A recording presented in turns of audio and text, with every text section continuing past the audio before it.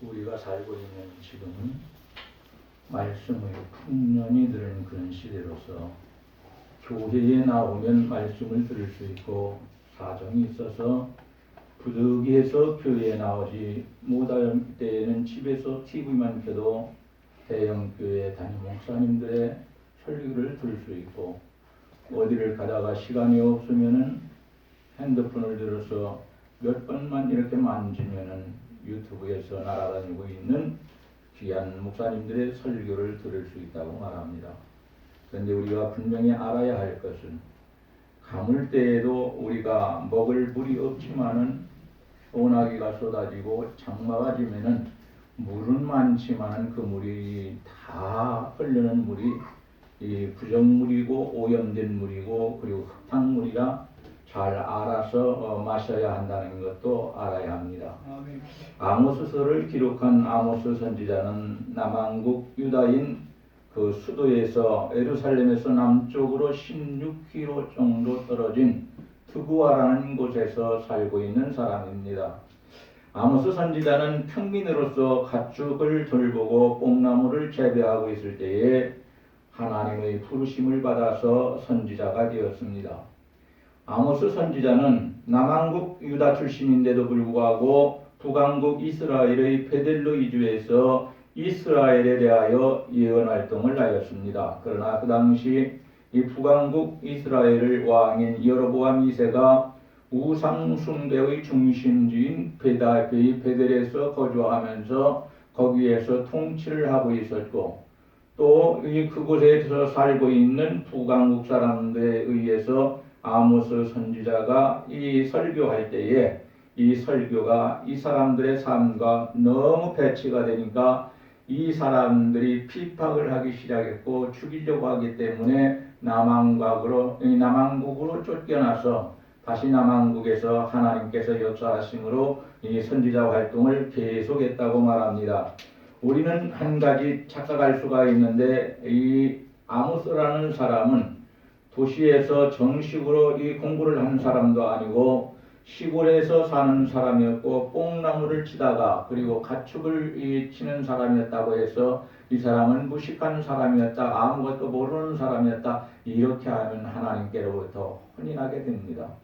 이 사람이 비록 눈에 보이는 도시에 와서 공부는 하지 않았지만 그럼에도 불구하고 하나님께서 주신 율법과 역사에 대한 깊은 통찰력을 소유했고 각 나라에 대한 해박한 지식이 있었습니다.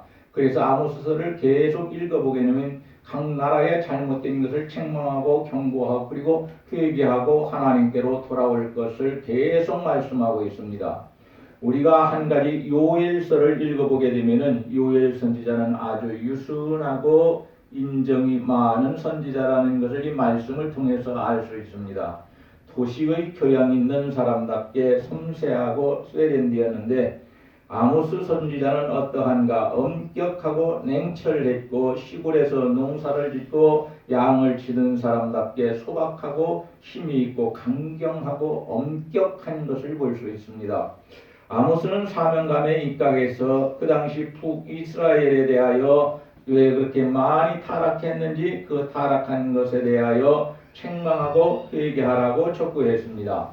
아모스를 읽어보게 되면 황금 만능주의에 살아가고 있는 우리들, 그리고 세속화되어 가고 있는 지금의 교회들을 바라볼 때에 우리는 아모스를 통해서 교회의 모습을 다시 한번 뒤돌아봐야 할 것이고, 나 자신도 뒤돌아봐서 나는 혹시 지금 이 세상에 편입되어서 잘못된 길로 가고 있지는 않는가, 세속화되어 가고 있지는 않은가, 황금이 최고라고 하고 예수님을 아무것도 아닌 것이라고 생각했던 북한국 이스라엘의 왕과 백성들처럼 그렇게 살아가고 있지는 않는가, 조용히 자신을 돌아볼 줄 알아야 합니다. 지난 시간에는 말씀을 들을 수 없는 영적 기근이 찾아오는 원인을 찾았었습니다. 하나는 힘 있는 자가 힘이 없고 가난한 사람을 억누르고 짓밟기 때문이고, 성도인 하나님의 백성들이 예배를 드리기를 싫어하고 귀찮아하기 때문이었고, 선지자들이 전하는 예언의 말씀, 즉 하나님의 말씀을 무시했기 때문이요, 마지막으로는 하나님을 섬겨야 할 하나님의 백성들이 성전에서 우상을 만들어 놓고 거기에서 우상을 섬겼기 때문에 하나님께서 말씀의 기근을 주셔서 참 어렵게 만들어 놨다고 말합니다. 그러니 우리는 어떻게 살아야 할 것인가? 열심히 하나님의 말씀을 듣고 그 말씀에 순종하면서 살아가야 합니다. 그렇지 않으면 이 설교를 하는 설교자의 마음도 그 목적도 실패하는 것이고, 여러분들이 오늘 와서 지난주에 이어서 오늘까지 아모스 선지자가 전한 이 말씀을 들어도 소용이 없는 것입니다. 그러므로 오늘 우리는 이 말씀을 통하여 나 자신이 진실로 회개하고 하나님께서 원하시는 복 있는 사람으로 살 수 있기를 주의 이름으로 간절히 축원합니다. 둘째, 말씀을 들을 수 없는 영적 기근이 찾아온 결과가 어떻습니까? 지난주에는 왜 영적 기근이 찾아왔는가를 성경을 통하여 찾았습니다. 그런데 오늘은 영적 기근이 찾아온 결과 이스라엘 백성들은 말씀을 듣지 못하니까 어떻게 되었는가? 참으로 마음이 아픈 정도가 아니고 마음이 쓰립니다. 이 모습은 다른 사람의 모습이 아니라 오늘 교회를 통하여 우리에게 주시는 하나님의 말씀이기 때문입니다. 먹고 살아갈 식량이 없기 때문에 하루에도 많은 사람들이 죽어가고 있는 아프리카의 상황은 너무나도 비참하고 안타깝습니다. 물은 있지만 흙탕물이고 오염된 물이기 때문에 그 물을 마시면 안 되는데도 불구하고 먹고 살기 위해서 어쩔 수 없이 오염된 물을 마신다고 말합니다. 성경을 보니까 물이 귀하니까 아브라함의 하인들과 롯의 하인들이 우물 하나 때문에 머리가 터지도록 싸우는 것을 봤습니다. 여러분, 그 말씀을 보게 되면 참으로 힘들고 어렵고 고통스럽습니다. 이러한 식량과 물의 기근 외에 영적인 기근인 말씀을 들을 수 없다는 것은 하나님께로부터 오는 자비와 은혜를 받을 수 없다는 무서운 심판입니다. 이러한 심각한 기근의 결과로 어떤 일이 일어난다고 하나님께서 말씀하십니까? 한 가지는 하나님께서 선지자들을 더 이상 보내주지 않겠다고 말합니다.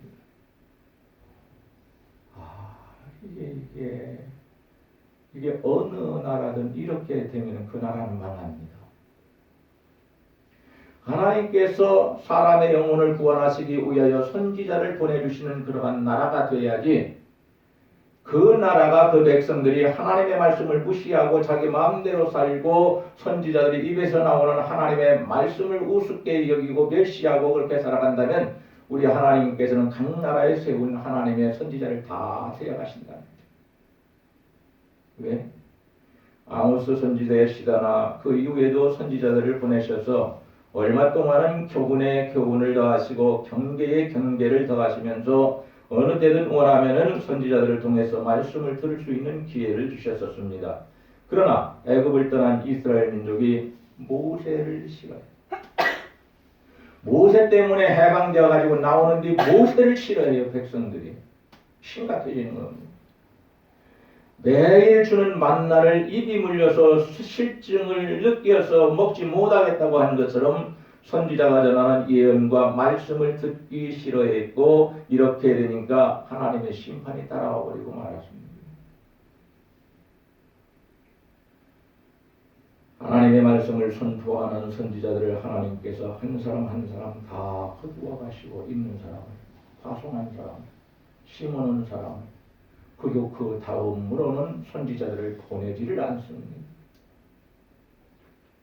그럴 만한 이유가 있잖아요. 선지자를 무시하고 그 말씀을 싫어하더니 이스라엘이 포로로 잡혀가는 상황에서 선지자를 통하여 어떠한 말씀도 들을 수 없게 되었고, 그 일로 인해서 통곡하며 슬피 울었다고 했습니다. 말씀을 멀리한 결과는 통곡과 슬픔이 찾아왔다는 겁니다. 말씀을 멀리하는, 우리도 똑같다는 거예요. 이스라엘에게 선지자가 곁에 있을 때는 선지자의 중대성을 몰랐습니다.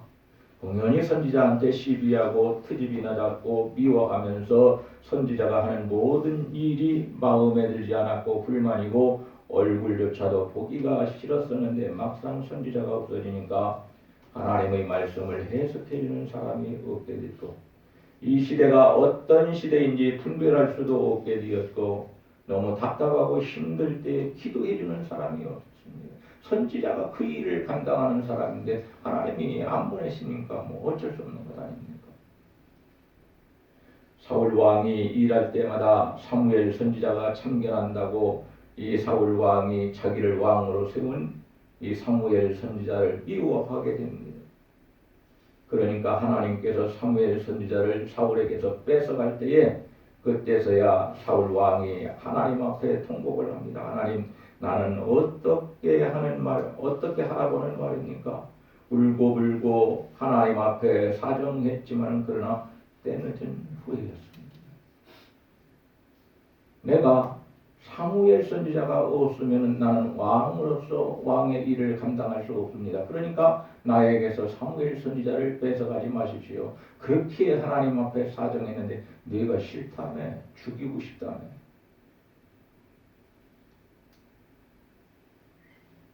사무엘 선지자가 떠나니까 사울 왕이 혼자 하나님께 사무엘 선지자처럼 기도한다고 눈물을 흘리면서 기도해도 하나님께서 너같이 가증한 것이 어떻게 기도하냐, 내 기도는 안 된다. 그러니까 사울 왕이 이제는 무당을 찾아가서 앞으로 어떻게 해야 할지를 묻습니다. 하나님을 믿는 사람이 무당을 찾아갔다는 것은 이 사람의 신세는 이미 지옥에 들어갈 사람이라고 말하는 것입니다. 오늘 예수 믿으면서 무당을 찾아가서 때를 보고 뭘 하고, 심지어 목사님들도 그건 가짜겠지만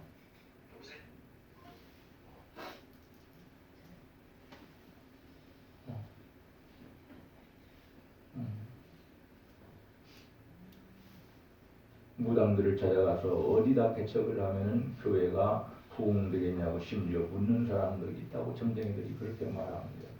그건 사실이 아니길 바랍니다. 오늘 이 땅에 참된 선사역자가 많은 것은 그만큼 큰 복이라는 사실을 알아야 합니다. 올바른 사역자들의 교훈을 싫어하니까 데살로니가후서 2장 11절 이하에 있는 말씀을 보게 되면 불의를 좋아하는 자들을 심판하기 위해서 가짜 선지자를 이 땅에 보내시고 그 가짜 선지자를 통해서 이 불의한 자, 거짓 성도를 이 사람을 통해서 가짜 선지자를 통해서 이 교회도 가짜 성도가 있으니까 가짜 성도를 끄집어내서 그 사람을 통하여 이 가짜 성도를 심판한다고 말합니다. 진짜 성도는 하나님의 말씀을 듣습니다. 그러나 가짜 성도는 이 이단의 말을 받아들입니다. 하나님의 말씀을 거역하고. 그러니까 하나님께서 거짓된 이단 목사나 이단 선지자를 보내서 하나님을 거짓되게 섬기는 가짜 성도들을 구별해내 가지고 이러한 성도들을 심판한다고 말씀합니다. 선지자를 싫어하니까 하나님께서 거두어 가셨습니다. 그리고 우리는 어떻게 해야 합니까? 그러면 우리는 살아있는 지금 함께 있으면서 지금 서로가 피차가 사랑할 줄 알아야 합니다. 그리고 합심해서 하나님의 일을 많이는 못해도 하나하나 감당해 나가야 합니다. 그래야 하나님 편에 섰을 때에 책망받지 않고 하나님께로부터 또 상급을 받고 칭찬을 받고 천국에 들어가서 영생을 얻고 영원히 하나님을 섬기는 사람이 됩니다. 여러분, 목자가 필요 없는 양이 없는 것처럼 양이 필요 없는 목자도 없는 것입니다. 그러니 목자와 양은 서로가 사랑해야 하는 것입니다. 두 번째로 선지자가 없으니 말씀을 들을 수가 없게 됐습니다. 이 하나님의 사람들이 말씀을 먹고 살아가는 하나님의 사람들이 말씀을 들을 수 없게 되었다면 이건 심각한 심판입니다. 에레미야서 7장 13절에 있는 말씀을 보니까 선지자를 통하여 새벽부터 부지런히 말씀하셔도 하나님의 말씀을 듣지 않는다고 하나님께서 말씀하십니다.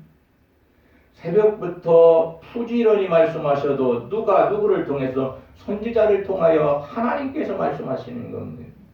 선지자를 통하여 자기 말을 말하는 것도 아니고 이 시국을 말하는 것도 아니고 하나님의 말씀을 하게 하는데 그런데도 불구하고 그 말씀을 하나님의 말씀으로 듣는 사람이 없습니다.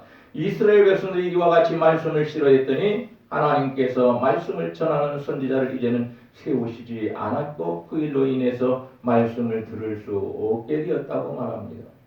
참된 사역자가 없을 때 자신들이 사역자라면서 자처하는 자들이 교회 안에 들어오기는 했지만 이 사람들은 하나님께서 보내시는 사람이 아니고 마귀가 보내는 사람이라. 이 사람들을 보니까 어떻게 합니까? 아주 못된 올바른 교훈도 없고 하나님의 일을 할 능력도 갖고 있지 못했습니다. 양떼를 다 죽여버린 양떼를 자기 배를 채우기 위해서. 얼마나 심각합니까? 아무리 깊은 우물 속에 물이 아무리 많다고 한다 할지라도 그 물을 떠먹을 수 있는 트레박이 없으면은 그 물을 떠먹을 수 없으니까 물 앞에서 갈증을 느끼고 마시지 못해서 죽을 수도 있습니다. 아무리 풍성한 하나님의 말씀이 우리 앞에 우물처럼 놓여 있다 할지라도 그 말씀을 전해주는 그리고 먹여주는 선지자가 없으니까 이스라엘 백성들이 영적으로 다 굶어 죽게 생겼습니다.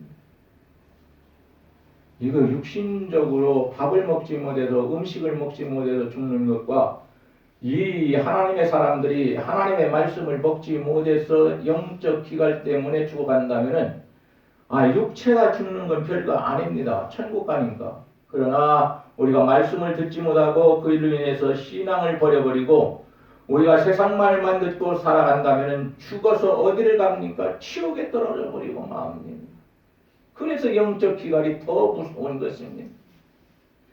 하나님의 백성이 역경의 양식과 환난의 물을 마시고 살지라도 하나님의 말씀을 먹을 수 있다면 그 사람은 행복한 사람이라고 말할 수 있습니다. 그러나 하나님의 백성에게 말씀이 끊어졌다면 이것은 곧 멸망한다는 천주국입니다. 내가 하나님의 말씀이 싫어지기 시작했다. 내가 하나님이 싫어지기 시작했다. 내가 하나님의 말씀을 전하는 저 목사님이 싫어지기 시작했다. 내가 섬기던 우리 교회를 싫어지기 시작했다.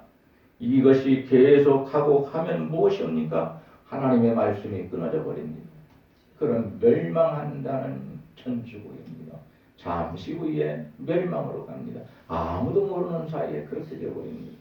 우리는 하나님의 말씀을 싫어하는 자가 되지 말고 듣고 싶어도 들을 수 없는 시대가 온다는 것을 알고 하나님의 말씀을 사모하여 잘 듣고 순종해서 영원히 배부르고 하나님을 기쁘시게 하는 삶을 살고 하나님께로부터 은혜와 축복을 받으며 살 수 있는 하나님의 아름다운 자녀가 되기를 주의 이름으로 간절히 축복합니다. 아멘. 세 번째로 말씀의 기근의 범위는 한 곳에 한정되지 않고 세상 모든 곳에 속한다는 것을 본문이 말씀해 줍니다. 12절과 13절을 보니까 이 바다에서 저 바다까지 북쪽에서 동쪽까지 비틀거리며 여호와의 말씀을 구하려고 돌아다녀도 얻지 못하리니 그날에 아름다운 처녀와 젊은 남자가 다 갈아여 쓰러지리라. 이렇게 말씀합니다. 말씀을 들을 수 없는 상황이 돼서야 말씀의 중대성을 깨닫고 이 바다에서 저 바다로 해로를 통하여 선지자를 보내시지는 않을까? 다른 나라에서 배를 통하여 선지자를 보내주시지 않을까? 다른 나라에 있던 사람을 거두어서 우리나라로 보내주시지 않을까? 그래서 이 바닷가 저 바닷가 막 달려다녀 봤지만은 선지자는 오지 않았습니다. 왜? 하나님이 보내주시지 않았으니까 안 오는 겁니다. 아무리 이제는 북쪽에서 동쪽으로 육로를 통해서 선지자를 보내시지는 않을까 하는 기대를 가지고 힘을 다해서 뛰어봤지만 떼내진 열심으로 하나님께서는 이 사람의 수고가 헛되게 만들어놨습니다. 보내주시지 않습니다.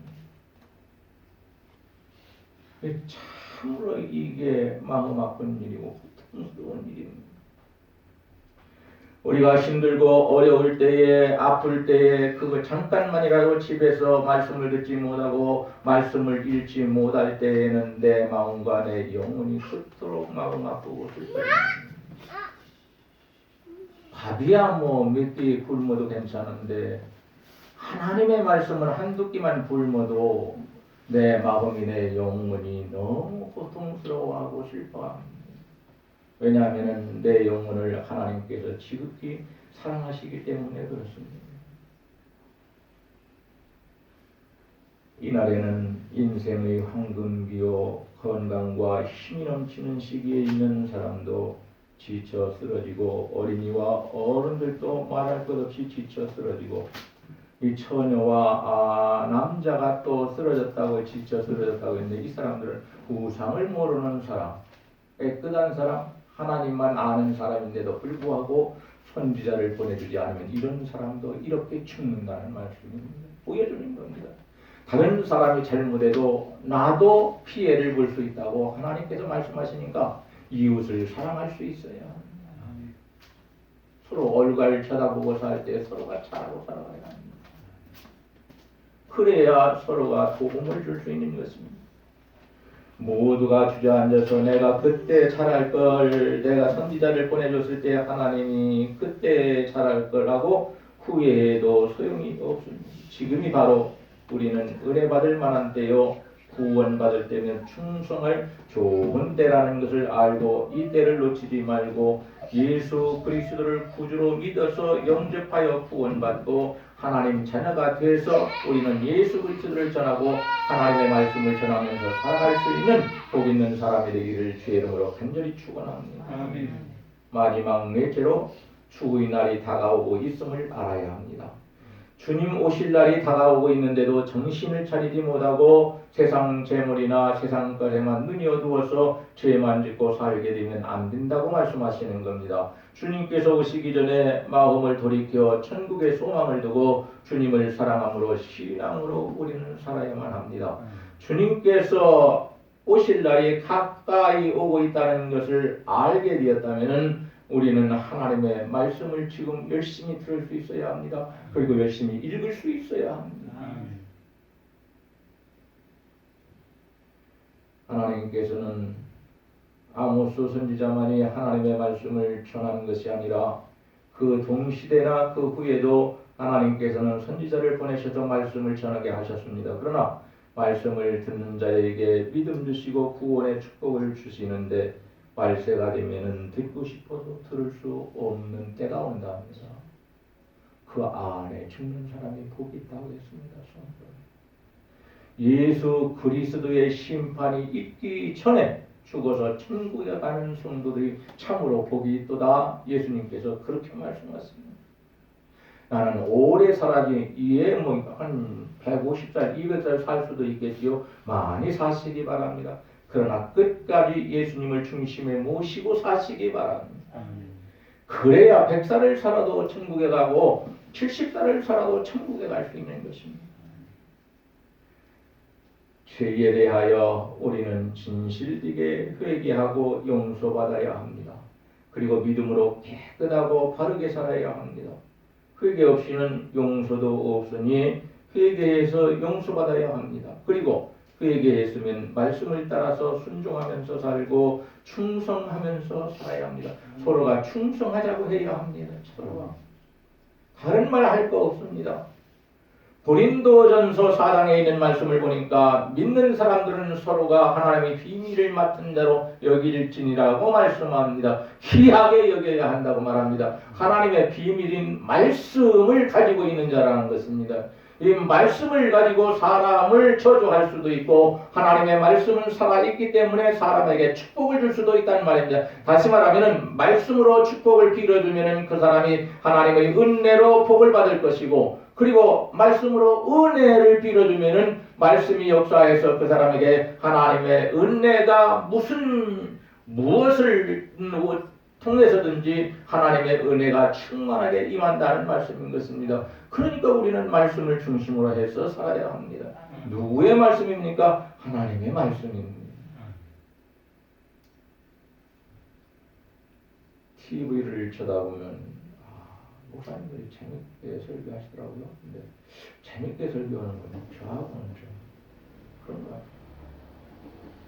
저는 재밌게 하는 설교보다는 진실되게 하는 설교가 하나님 앞에서 내가 지금 설교하고 여러분 앞에서 설교하는데 하나님께서도 인정해 주시고 여러분도 은혜 받고 축복받는 그런 설교를 해야지 사람에게만 기쁨을 주고 하나님을 기쁘시게 할 수 없는 설교라면 그 설교는 하나님께로부터 나오는 것이 아닙니다.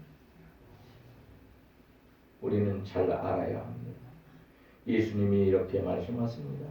사람이 떡으로만 살 것이 아니요 하나님의 입에서 나오는 말씀으로 사느니라. 이 말씀을 꼭 믿으시기 바랍니다. 아멘. 마태복음 4장에 있는 말씀입니다. 죄에 대해서 우리는 회개를 진실하게 하십시다. 거짓되게 하는 회개는 소용이 없습니다. 진실하게 마음 아파하며 내 마음을 찢으며 하나님 앞에 회개할 때에 하나님이 용서하시고 우리가 알지도 못하는 큰 은혜와 축복을 주시고 우리 하나님께서 회개하는 사람에게 어떠한 축복을 주시는가 이 사도행전에 있는 말씀을 보니까 그렇게 말씀합니다. 성령을 선물로 주신다.